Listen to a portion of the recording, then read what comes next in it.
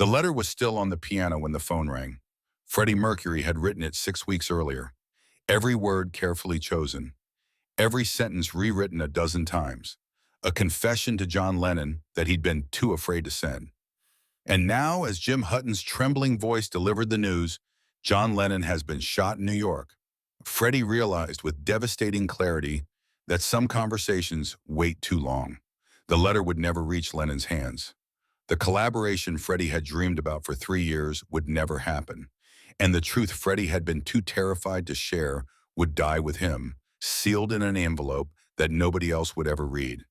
But to understand why those 4 words shattered Freddie Mercury so completely, you need to go back. Back to Zanzibar. Back to a small boy with a forbidden radio. Farrokh Bulsara was 8 years old when he first heard Heartbreak Hotel crackling through his father's radio. He didn't understand all the English words. His family spoke Gujarati at home, and English was still a strange, foreign music in his mouth. But he understood the feeling. He understood the loneliness, the power, the permission to be larger than life. That night, young Farrokh stood in front of his bedroom mirror and imitated Elvis's movements. The hip swivel, the lip curl, the way Elvis held the microphone like it was a living thing. Balmi Bulsara found his son at 2 in the morning, still practicing, still perfecting, tears streaming down his face because the feelings were too big to contain. "Why are you crying, Beta?" Balmi asked gently. "Because," young Farrokh whispered, touching his pronounced overbite self-consciously, "Elvis makes me believe I could be someone. Even looking like this. Even being from here." Balmi sat on the edge of the bed and said something Freddie would remember for the rest of his life. The greatest artists don't hide what makes them different. They turn it into magic. Freddie Mercury, no longer Farrokh Bulsara, sat at his grand piano, surrounded by crumpled paper. 17 failed attempts at writing this letter littered the floor around him. Jim Hutton had learned not to disturb Freddie during these creative obsessions, but tonight was different. Tonight, Freddie wasn't writing a song. He was writing his heart. "Dear John," the 18th attempt began, each letter formed with meticulous care. "You don't know me personally, though we've crossed paths at industry events where I was too intimidated to approach you properly. I'm writing because I've carried something inside me for years, and I think you're the only person who might understand it." Freddie's hand trembled as he wrote the next paragraph. This was the truth he'd never spoken aloud to anyone. Not to Brian, not to Roger, not even to Mary Austin, who knew him better than anyone. "When I was 8 years old in Zanzibar, Elvis Presley taught me I could be extraordinary despite being an immigrant boy with unusual teeth and no apparent future. But you, John, you taught me something Elvis never could. You showed me that spectacle and substance aren't enemies, that you can fill stadiums and still say something meaningful, that the greatest art comes from the collision between grandeur and truth." He paused, reading his own words back to himself. Was this too much, too honest, too vulnerable for someone like John Lennon to take seriously? But here's what Freddie didn't know. While he sat in London, paralyzed by self-doubt, John Lennon was in New York telling Yoko Ono about a dream he'd had. In the dream, he was collaborating with Freddie Mercury on a song that started simple, just piano and voice, but built into something massive and undeniable. "I think Queen's actually doing something important," Lennon had told Yoko just 3 weeks earlier, according to her later interviews. "That Mercury guy understands opera. He understands theater. But underneath all that, there's something real.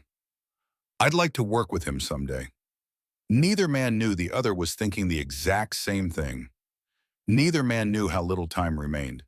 Freddie's letter continued for 6 pages. He described the composition he'd been sketching for months, a piece he was calling Imagine the Champions. It would open with Lennon's minimalist piano style, just simple chords and honest vocals singing about peace, about unity, about imagining a better world. But then, and this was Freddie's vision, the song would transform. Queen's signature harmonies would enter. Brian May's guitar would add layers of emotional complexity. Roger Taylor's drums would provide heartbeat, and Freddie's voice would intertwine with Lennon's, creating something that was both intimate and epic, both personal and universal. "I've written the musical framework," Freddie explained in the letter, his handwriting becoming more hurried as excitement overtook caution. "It starts with your simplicity, just piano and voice, like Imagine. But instead of staying small, it builds. It adds layers, harmonies, orchestration, until that simple truth you sing becomes this massive, undeniable force. He drew musical notation in the margins, sketching chord progressions and harmony structures. He included lyrics he'd written, lines that merged Lennon's idealism with Queen's theatrical grandeur. Imagine all the champions, living life in peace. You may say I'm a dreamer, but we are the champions of a world that could be. The fusion was deliberate.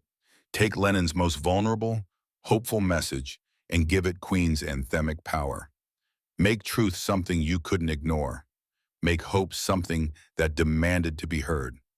Freddie signed the letter simply, with profound admiration and hope, Freddie.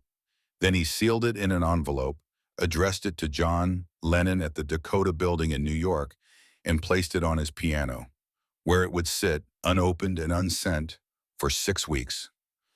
Every day, Freddie walked past that letter. Every day, he told himself tomorrow would be the day he'd send it. The timing wasn't right. The wording could be better. Maybe he should record a demo first so Lennon could hear the musical vision, not just read about it. Jim Hutton watched this dance of avoidance with growing concern. Fred, he said one evening in late November, if you want to send the letter, just send it. What's the worst that could happen?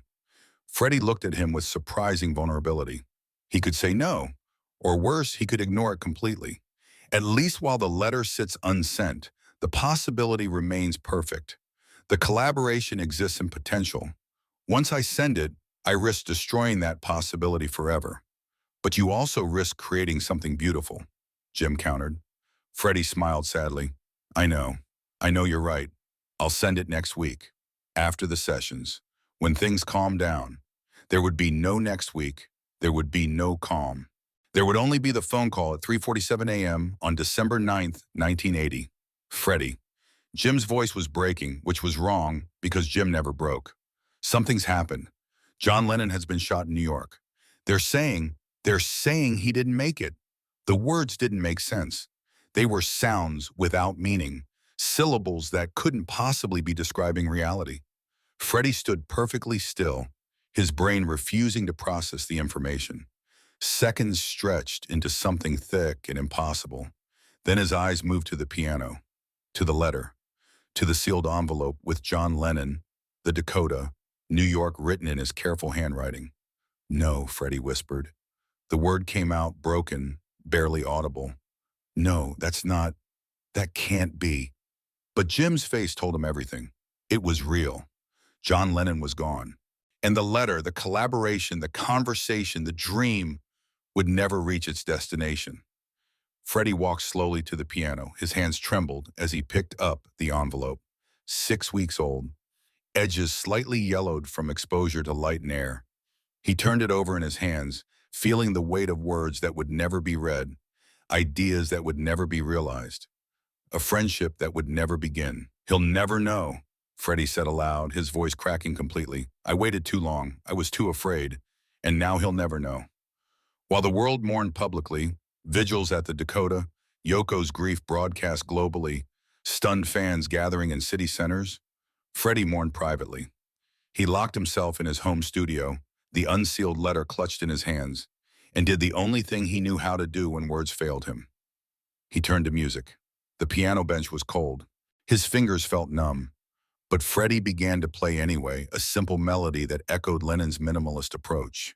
Just chords, just truth, just grief distilled into sound. Life is real, Freddie sang, his voice breaking on the word real. Life is real. The composition that emerged over the next 18 hours was unlike anything Freddie had created before. It started with that Lennon-esque simplicity, just piano and voice, honest and unadorned. But as Freddie's grief poured through his fingers, the song transformed. It built. It added layers. Harmonies emerged. The arrangement grew complex and operatic. It became, without Freddie consciously intending it, the exact fusion he had described in his unsent letter. Lennon's truth meeting Queen's grandeur, simplicity becoming spectacle without losing sincerity. The collaboration that would never happen, somehow happening anyway through the alchemy of grief and art. Jim Hutton sat outside the studio door listening. He'd been with Freddie long enough to recognize the different qualities of his music. This wasn't performance. This wasn't the theatrical Freddie Mercury the world knew. This was Farouk Bulsara from Zanzibar, the boy who'd cried in front of a mirror at 2 in the morning because feelings were too big to contain. When Freddie finally emerged from the studio, he looked like he'd aged a decade overnight. His eyes were red and swollen. His clothes were rumpled. He was holding the completed composition and the letter, one in each hand like evidence of parallel universes. What was and what would never be. Jim was in the kitchen, making tea because that's what English people did when the world fell apart. They made tea. "I need to tell you something," Freddie said quietly, his voice hoarse from singing and crying. "I need to tell someone, or I think I might go mad." Jim sat down at the kitchen table, and Freddie told him everything. About Elvis and the mirror in Zanzibar. About discovering Lennon's music as a teenager and realizing that spectacle could have substance. About the composition he had been sketching for 3 years. About the letter he'd written and rewritten and never had the courage to send. "I convinced myself there would be time," Freddie explained, his hands wrapped around tea he wasn't drinking. "I thought we'd meet properly at some industry event. I thought we'd have a conversation about music, about art, about what it means to try to change the world through songs. I thought," his voice broke completely, "I thought there would always be more time." Jim reached across the table and took Freddie's hand. His grip was firm, grounding, real. "You can still honor him, Fred. You can still create the collaboration you envisioned, and just because he can't physically be there doesn't mean his influence can't be part of it." Those words, simple, honest, kind, planted a seed that would grow over the following months. "Life is Real," song for Lennon, would eventually appear on Queen's 1982 album Hot Space.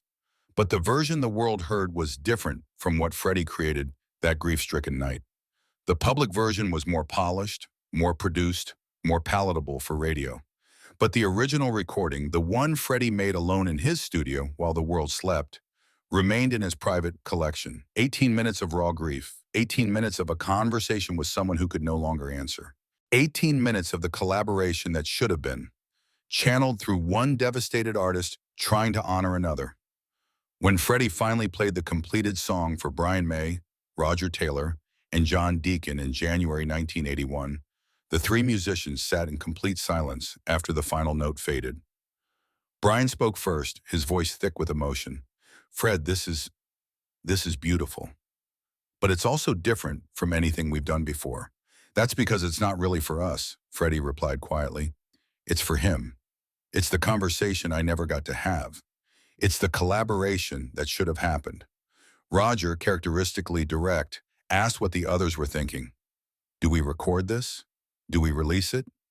Freddie was quiet for a long moment, his fingers tracing the grain of the piano wood. "I don't know if the world needs to hear this, but I needed to write it. I needed to create it. Whether it becomes public or stays private, I haven't decided yet."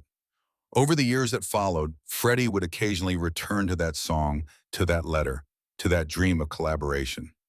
He kept the unsealed envelope in a drawer in his piano bench, alongside other sacred things, photographs, letters from his father, the first review that called Queen brilliant. People close to Freddie noticed profound changes in how he approached both art and relationships after Lennon's death. He became less willing to wait for perfect moments. When he wanted to collaborate with someone, he reached out immediately. David Bowie, Michael Jackson, Montserrat Caballé. When he had something to say to someone he admired, he said it without hesitation. The lesson of that unsealed letter became fundamental to everything Freddie did. Tomorrow isn't guaranteed. Courage delayed is opportunity lost. The greatest regret isn't trying and failing. It's not trying at all. In his final years, when Freddie knew his own time was limited, he would sometimes talk about Lennon during late-night conversations with Jim. "I understand now," he said during one of these conversations in 1990, his voice weak but clear, "why I never sent that letter. I was protecting myself from rejection. But in protecting myself from possible pain, I missed the chance for possible magic." He paused, looking at the piano where the envelope still rested in its drawer. "Don't make my mistake, Jim. If you want to tell someone something important, tell them. If you want to create something with someone, ask them, because the pain of no fades, but the pain of what if never does. The story of Freddie Mercury and John Lennon isn't really about what happened. It's about what didn't happen. It's about the collaboration that never was, the conversation that never occurred, the mutual admiration that was never fully expressed while both men were alive. But it's also about what emerged from that absence. Life is Real became one of Freddie's most personal compositions. The unsealed letter became a reminder that art requires courage, not just the courage to create, but the courage to share, to risk rejection, to reach across the void and hope someone reaches back. In interviews years later, when asked about influences on his work, Freddie would sometimes mention Lennon. He never told the story of the letter. He kept that private, sacred, a wound that never fully healed, but taught him everything he needed to know about living fully while time remained. The letter stayed in the piano bench at Garden Lodge until Freddie's death in November 1991. Among his personal effects, executors found the yellowed envelope alongside a note in Freddie's handwriting. For the collaboration that never was, and the lesson it taught me. Some conversations can't wait. Neither can courage. Neither can love.